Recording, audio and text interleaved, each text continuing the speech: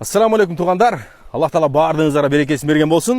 Туғандар, өткөндө сиздер менен Култмайды жаңы жерге олтурулуп жатканда кандай кылып тиксек туура болот жана эмне берсек тамырлары жакшы боло тургандыгы тууралуу сиздерге кыскача маалымат бергенбиз. Бүгүн бир жума болуп калыптыр.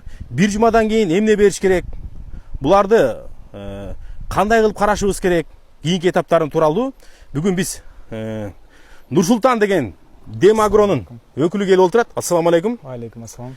Бүгүн иншаллах Нурсултан бир тууган менен ушул тууралуу кыскача сиздерге маалымат бермекчибиз. Кыргызда жакшы сөз бар эмеспи? Бөдөнөнү сойсо да касапчы сойсун деп. Нурсултан бир тууганыбыз жаш, көрүнүктүү агрономдордун бири деп билебиз. Бүгүн ушул тууралуу кыскача маек кылабыз иншаллах. Ассаламу алейкум туугандар. Биз азыр 1 гектар ушул Бекшора Байкенин клубника таласында турабыз. Бул жерде 2 сорт тегилген. Биз өткөнкү биринчи чыгарылышта привикур менен карневенде чылап эктиргенбиз. Ал убакта биз жок болуп калып, Бекшора Байкеге телефондон эле сүйлөшүп, кабарлашып айтканбыз. Азыр кийинки этапта уже көрсөңүздөр болот. Клубникалар уже ортодон жаңы жалбырактарды чыгарды. Бул деген уже клубниканын тамыры кетти деген сөз. Бул убакта клубникага эң биринчи очередь эмнени бериш керек? Бул биринчи очередь стимул. Бул көп дарылардын аналогу. Бунун аналогун айтсам, Радифарм, Руткат, же болбосо Разарвин, ар кандай ушундай тамыр стимуляторлор бар. Ошондой эле бул дагы стимул деген тамырды өстүрүүчү жана тамырларды бат өнүктүрүүчү витамин болуп саналат. Ошол менен катар бир эле учурда Фульвостар деген биздин витаминибиз бар Демагро компаниясынын. Бул витаминдин составында, курамында фульвокислота жана гуминовый кислота элементтерин камтыган. Бул эмне кызмат аткарат десеңиздер, бул өсүмдүктүн майда ак тамырларын чыгарып берет. Стимул болсо, бул ошол чыгарган ак тамырлардын бат өсүшүн жана жерге калыптанышын жакшы түзүп берет.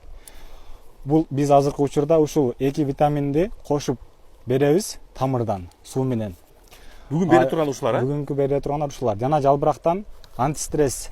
Бунун составында 75% аминокислота бар. Эң көп аминокислота камтылган витамин деп койсок болот.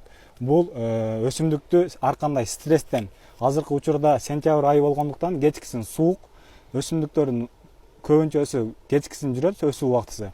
Кечкисин суук болгонуна байланыштуу өсүү убактысы токтоп калат. Бул болсо ошол стресс абалдан чыгарат жана өсүмдүктү жаңы тиккен убакта стресс алып өсө албай калат. Ошол нерсеге дагы жакшы жардам берет.